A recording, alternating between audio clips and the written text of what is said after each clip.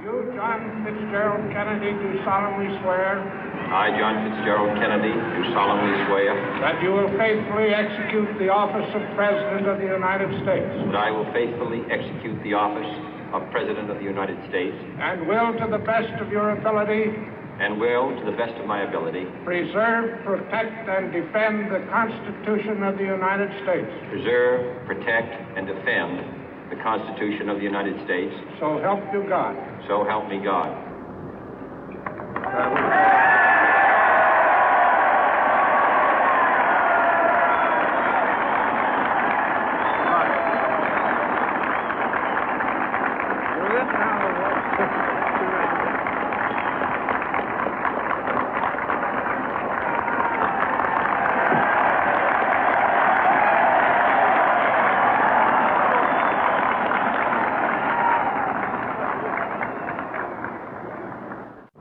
Vice President Johnson, Mr. Speaker, Mr. Chief Justice, President Eisenhower, Vice President Nixon, President Truman, Reverend clergy, fellow citizens. We observe today not a victory of party, but a celebration of freedom, symbolizing an end as well as a beginning, signifying renewal as well as change.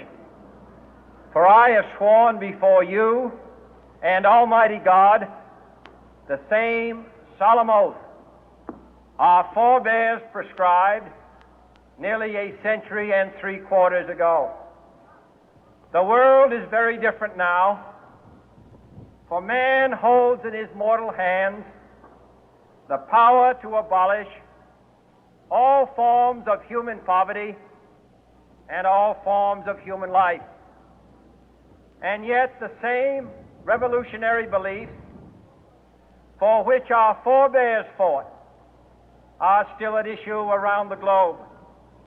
The belief that the rights of man come not from the generosity of the state, but from the hand of God. We dare not forget today that we are the heirs of that first revolution. Let the word go forth from this time and place to friend and foe alike that the torch has been passed to a new generation of Americans born in this century, tempered by war, disciplined by a hard and bitter peace, proud of our ancient heritage, and unwilling to witness or permit the slow undoing of those human rights to which this nation has always been committed and to which we are committed today at home and around the world.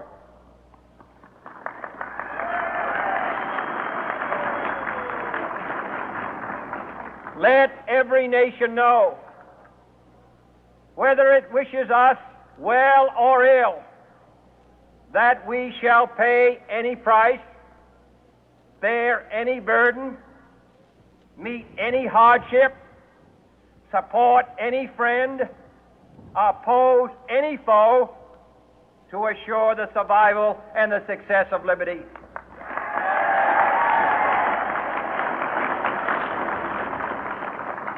This much we pledge and more.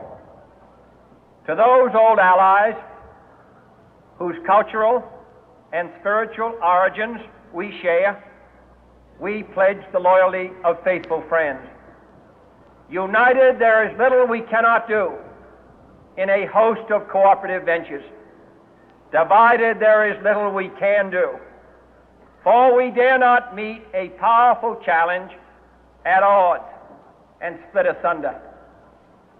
To those new states whom we welcome to the ranks of the free, we pledge our word that one form of colonial control shall not have passed away, merely to be replaced by a far more iron tyranny. We shall not always expect to find them supporting our view, but we shall always hope to find them strongly supporting their own freedom, and to remember that in the past, those who foolishly sought power by riding the back of the tiger ended up inside.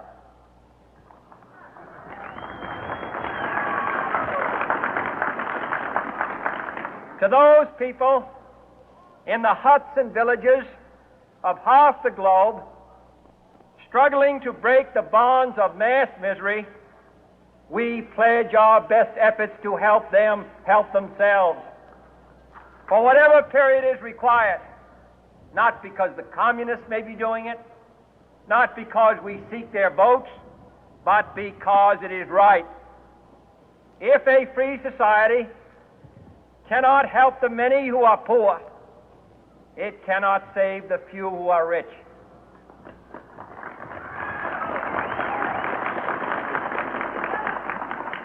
To our sister republics south of our border, we offer a special pledge to convert our good words into good deeds, in a new alliance for progress, to assist free men and free governments in casting off the chains of poverty. But this peaceful revolution of hope cannot become the prey of hostile powers. Let all our neighbors know that we shall join with them to oppose aggression or subversion anywhere in the Americas. And let every other power know that this hemisphere intends to remain the master of its own house.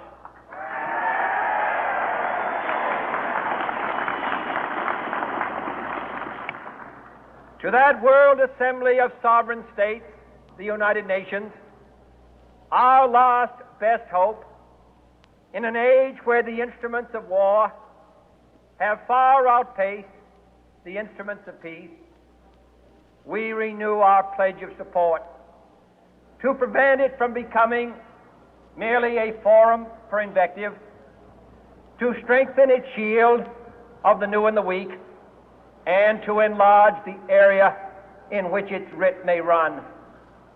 Finally, to those nations who would make themselves our adversary, we offer not a pledge, but a request that both sides begin anew the quest for peace. Before the dark powers of destruction, unleashed by science, engulf all humanity in planned or accidental self-destruction, we dare not tempt them with weakness, for only when our arms are sufficient beyond doubt can we be certain beyond doubt that they will never be employed. But neither can two great and powerful groups of nations take comfort from our present course, both sides overburdened by the cost of modern weapons, both rightly alarmed by the steady spread of the deadly atom, yet both racing to alter that uncertain balance of terror that stays the hand of mankind's final war. So let us begin anew, remembering on both sides that civility is not a sign of weakness, and sincerity is always subject to proof. Let us never negotiate out of fear, but let us never fear to negotiate.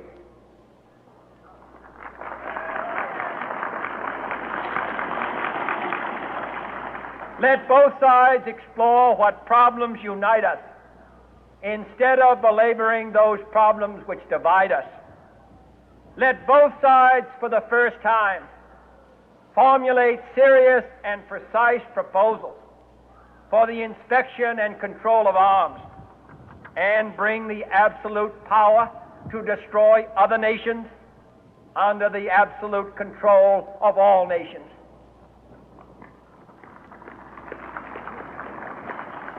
Let both sides seek to invoke the wonders of science instead of its terrors.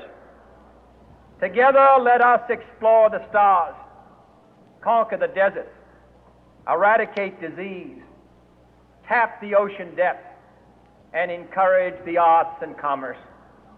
Let both sides unite to heed in all corners of the earth the command of Isaiah to undo the heavy burden and let the oppressed go free. And if a beachhead of cooperation may push back the jungle of suspicion, let both sides join in creating a new endeavor, not a new balance of power, but a new world of law, where the strong are just and the weak secure and the peace preserved. All this will not be finished in the first 100 days, nor will it be finished in the first 1,000 days, nor in the life of this administration, nor even perhaps in our lifetime on this planet. But let us begin.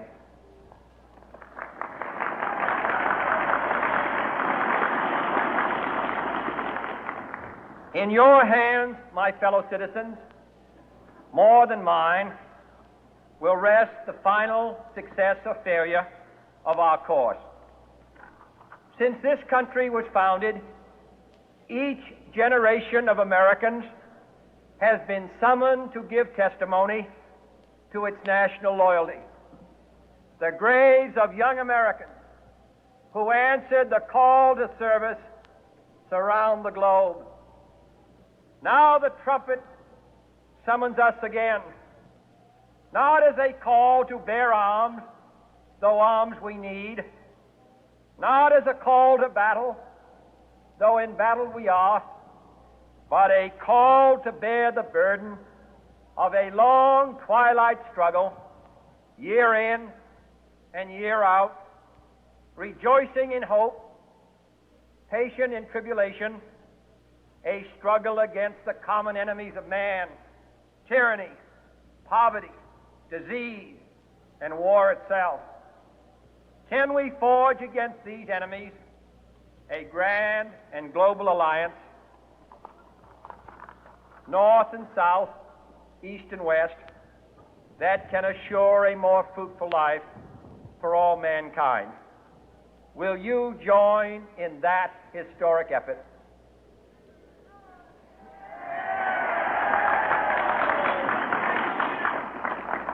In the long history of the world, only a few generations have been granted the role of defending freedom in its hour of maximum danger.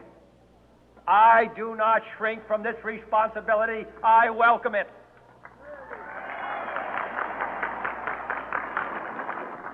I do not believe that any of us would exchange places with any other people or any other generation. The energy, the faith, the devotion which we bring to this endeavor will light our country and all who serve it. And the glow from that fire can truly light the world.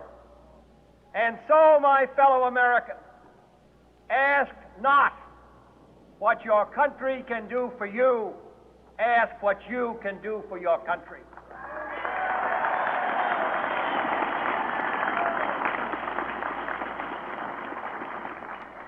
My fellow citizens of the world, ask not what America will do for you, but what together we can do for the freedom of man.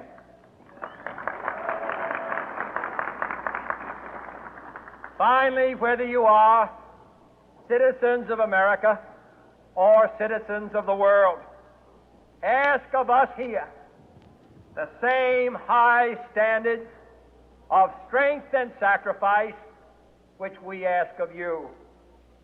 With a good conscience, our only sure reward, with history the final judge of our deeds, let us go forth to lead the land we love, asking His blessing and His help, but knowing that here on earth God's work must truly be our own.